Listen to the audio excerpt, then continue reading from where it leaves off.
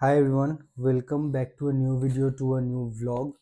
যখন আমি এই কাটটা স্টার্ট করেছিলাম সেটা আই থিঙ্ক এখন one of the most important things to discuss, কারণ ম্যাক্সিমাম নাম্বার অফ পিপল এই জায়গাটাতেই ফেল করে যায় particularly. So the thing is that যখন আমি আমার কাটটা স্টার্ট করলাম তার প্রথম 15-20 দিন আমি কোনো রকম ওয়েটে চেঞ্জ দেখতে পারছিলাম না। বাট প্রথম থেকেই আমার ওয়ার্কআউটের ইন্টেন্সিটি খুব হাই ছিল because of my muscle memory. আমি একদমই চাইনি এই প্রসেসটাকে ডিলে করতে। সো মেন ব্যাপারটা হয়ে গেছিল যে কেন আমার ওয়েটে একটুও কোনো ইমপ্রুভমেন্ট ছিল না। তার কারণ খাওয়ার পর মানে যে কোনো মিল নেওয়ার পরই আরও খিদে পাচ্ছে, আরও খিদে পাচ্ছে। তো তখন আমি টুকটাক একটু চিড়ে ভাজা খেয়ে নিলাম, একটা বিস্কুট খেয়ে নিলাম। দেন একটা ভিডিও কোনো একটা ইনফ্লুয়েন্সারের আমার কাছে এলো স্ক্রল করতে করতে, আর সেইখানে খুব ইম্পর্টেন্ট একটা কথা বললো সে।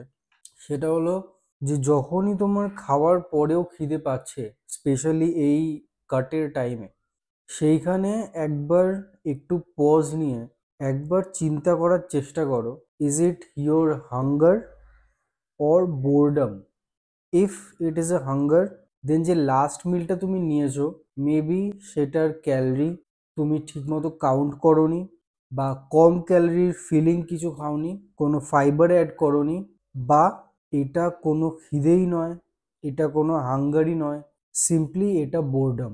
যেহেতু তুমি একটা কাট ফেজে আছো, already you are in a calorie deficit, your body obviously will ask for more food which you cannot eat.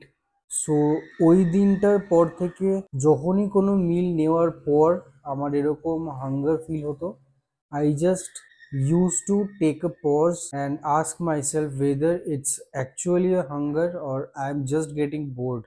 Surprisingly কিছুক্ষণ পর আমার আর খিদেটাই থাকতো না। তোমার যেই খিদেটা পাচ্ছে সেটা অ্যাকচুয়ালি খিদে নাকি বোরডম, সেটাকে আইডেন্টিফাই করাটা কিন্তু সত্যিই খুব ইম্পর্ট্যান্ট। এনিওয়েজ, জানি না কেন প্রি ওয়ার্কআউট বানানোর সাথে সাথেই শুরু হয়। জানি না ক্যামেরায় দেখা যাচ্ছে কি না, বাট বৃষ্টিটা এখন যেই লেভেলে পড়ছে সেই লেভেলে অ্যাটলিস্ট বাইক নিয়ে তো জিমে যাওয়াটা পসিবল না। আই থিঙ্ক একটু হালকা হয়েছে, এই অবস্থায় আই থিঙ্ক বেরিয়ে যাওয়া যেতে পারে। বাট এগেন আর একটা মিস্টেক যেটা আমি করে ফেলেছি সেটা হচ্ছে হেলমেটটাকে বাইকেই ঝুলিয়ে এসেছি।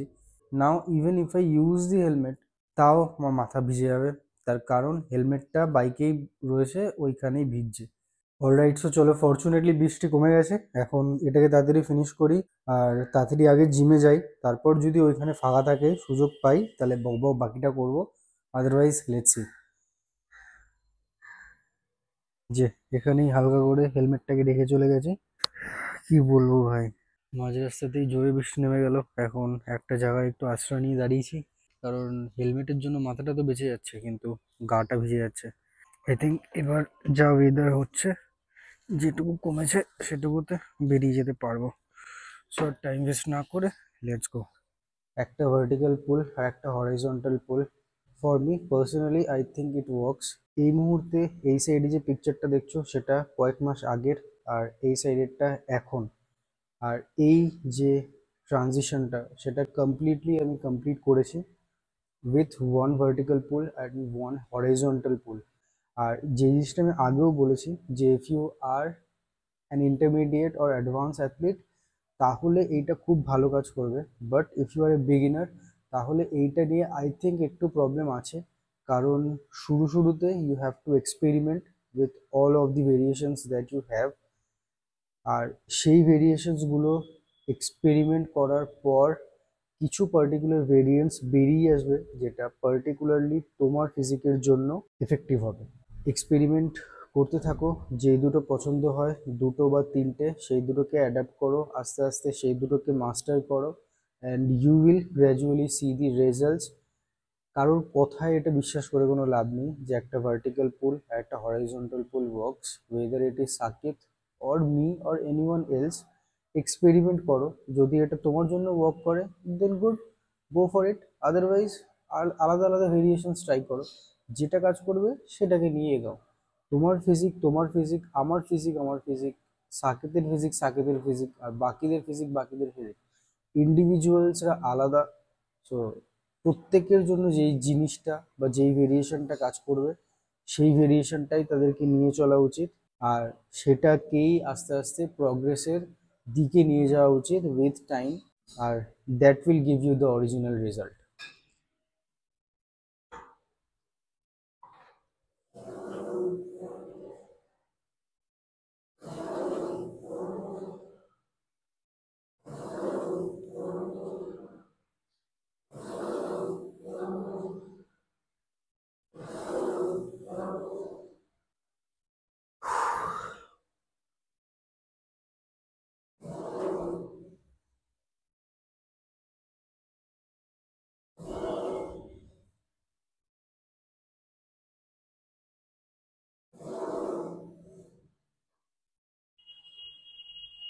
আর আজকাল দেখছি খুব বেশি সোশ্যাল মিডিয়াতে একটা জিনিস প্রিচ করা হচ্ছে, সেটা হচ্ছে নাম্বার অফ রেপিটেশনস। কেউ একজন তোমাকে বলে দিচ্ছে তোমার কটা রেপিটেশনস করা উচিত, কোন রেপিটেশনসের মধ্যে থাকলে you can maximize the muscle growth.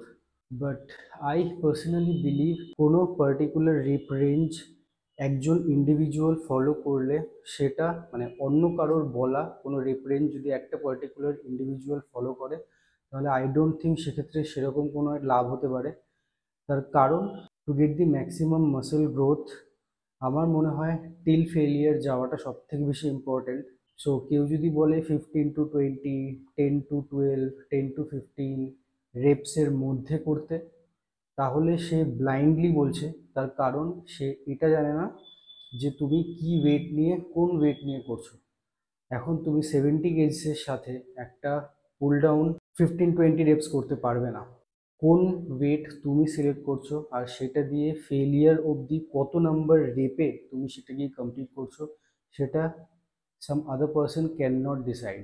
যদি ম্যাক্সিমাম মাসেল গ্রোথের কথা বলি, তাহলে weight, according to that weight তুমি ফেলিয়ার অবধি কতগুলো রেফারেন্স পারফর্ম করে যেতে পারছো সেটা ইম্পর্টেন্ট। কেউ একজন বলে দিল 10 to 15 রেফারেন্সের মধ্যে থাকতে, একটা ওয়েট নিয়ে 10 to 15 রেফারেন্সের মধ্যে আমি ফেল করতে পারলাম না, that is not going to work. So select a particular weight যেটার সাথে তুমি একটা পার্টিকুলার রেফারেন্স অবধি ফেলিয়ার অবধি যেতে পারবে, সেইটাকেই কন্টিনিউ করো। It is researched K 5 to 30 rape রেঞ্জের মধ্যে ফেলিয়ারে যে কোনো রেপে তুমি যদি স্টপ করো, তাহলে সেটা মাসেল গ্রোথের জন্য এফেক্টিভ। ডাজেন্ট ম্যাটার তুমি 5টা রেপে ফেল করছো, 15টা রেপে ফেল করছো, নাকি 30টা রেপে ফেল করছো, কিন্তু তোমাকে ফেলিয়ার অবধি যেতেই হবে যদি তোমার মেন গোল থাকে হাইপারট্রফি বা মাসেল গ্রোথ।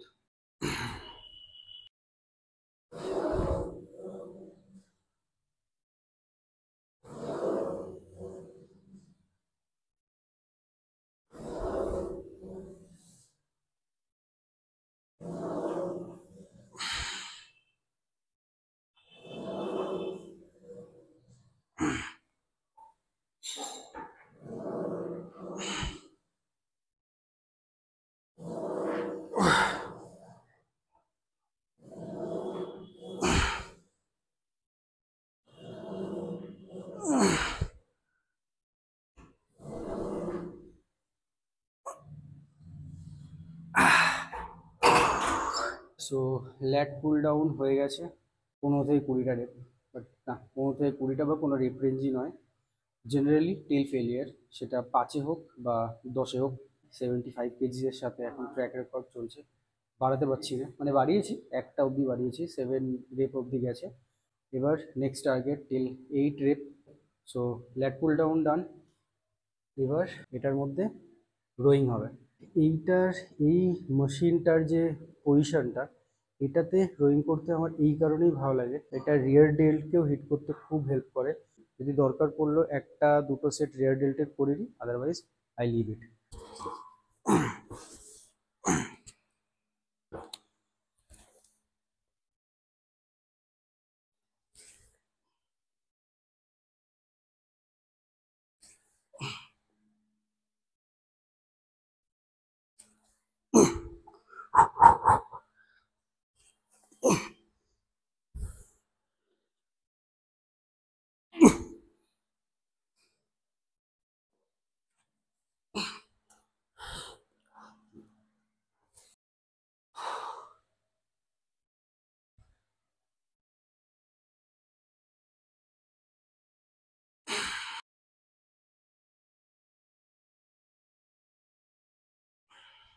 যেহেতু কেবল আজকে একদম ফাঁকা, সেই জন্য আজকে স্ট্রেট আর্ম পুল ওভারটা করেই ফেলি।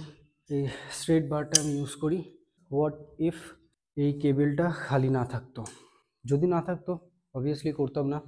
একটা ভার্টিক্যাল পুল আর একটা horizontal pull is actually enough, but again you have to experiment. আমার জন্য এনাফ বলে তোমার জন্য এনাফ নাও হতে পারে। Let's wait.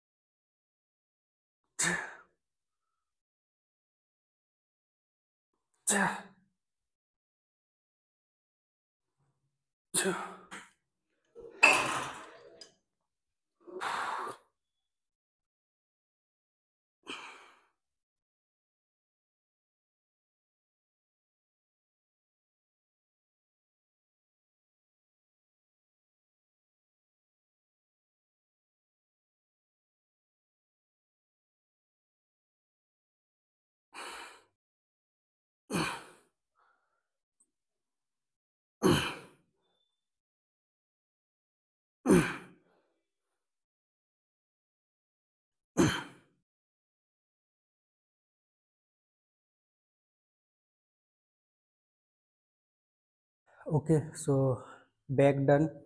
বাইসেপসের একটা স্ট্যান্ডিং কেবলে কার্ল করলাম, আর 3টে সেট, আর একটা দুটো সেট এখনো অবধি ডাম্বেলে হ্যামার কার্ল করেছি, আর একটা লাস্ট সেট করে বাড়ি যাবো।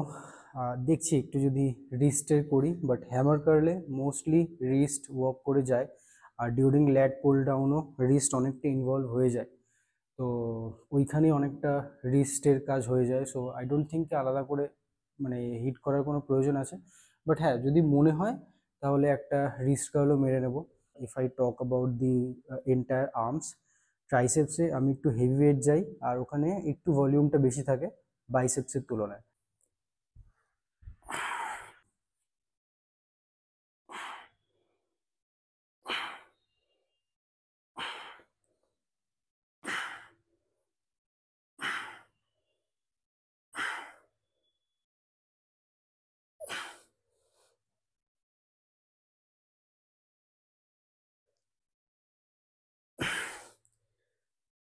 তো একটা জিনিস আমি একটু এখানে ক্লিয়ার করতে চাই।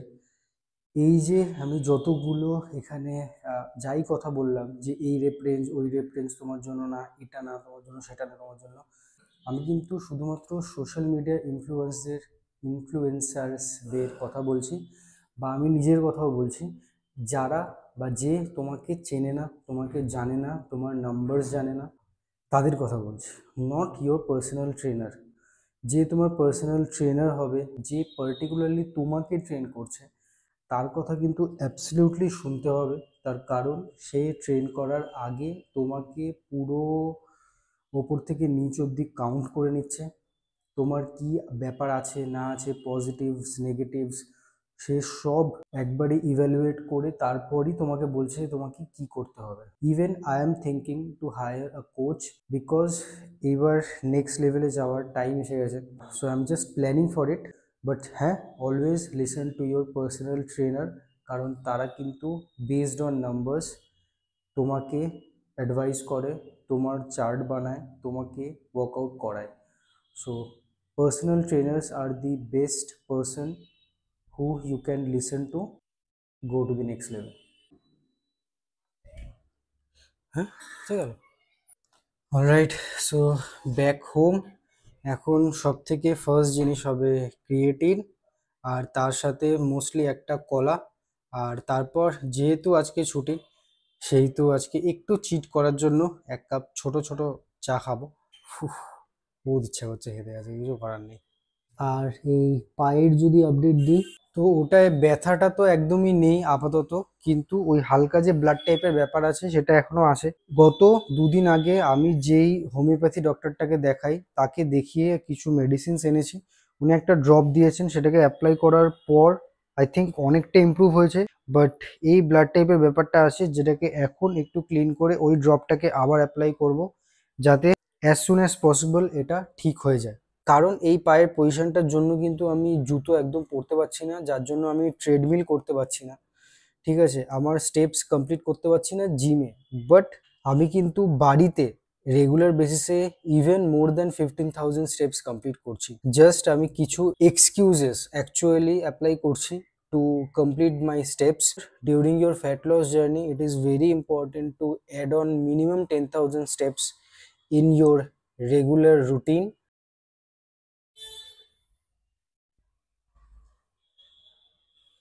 তো টকিং অ্যাবাউট টি, দুধ চা মানে মিল্ক টি আমার জন্য কাইন্ড অফ একটা অ্যালকোহল বা স্মোকিং এর মতো নেশা।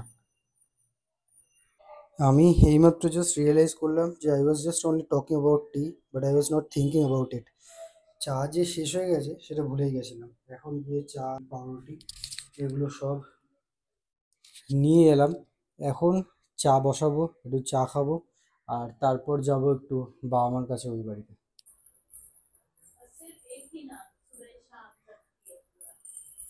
পুপা বলো গুড মর্নিং, বলবে না? বলবে না? ও যে বাবা, ও যে বাবা, ও যে বাবা, ও যে বাবা। একটা হামি দাও, একটা হামি দাও। মাংকো, হ্যাঁ একটা হামি দাও। হামির বাড়ি কি মাংকো হবে? একটা হামি দাও, হামি দাও। কি করবো? তোমার কলু নিতে হবে? কলু, কলু নেবো? কলু উঠবে? ওটা বাইরে কি হচ্ছে বাইরে? বৃত্তি।